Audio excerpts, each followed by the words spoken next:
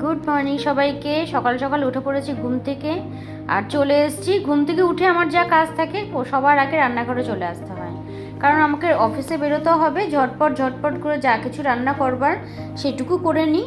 যদিও খুব কমই রান্না করতে হয়, তবুও যেটুকু তরকারি বা ডাল যেটুকু বা মাছ করার সেটুকু সকাল সকাল ঘুম থেকে উঠে আগেই ফার্স্টে এই কাজটা কমপ্লিট করে ফেলতে হয়, কারণ তারপরে সারাদিনের জন্য বেরোতে হবে, রেডি হতে হবে।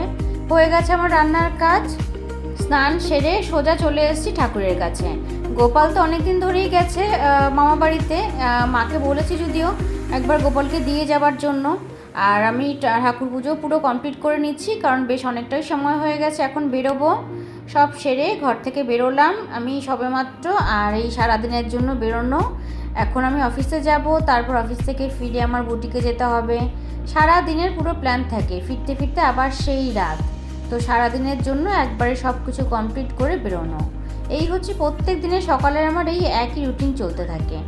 সব কিছু কাজ সেরে ঘর থেকে বেরোনো, আবার ফিরতে ফিরতে সেই অনেক রাত হয়ে যাওয়া।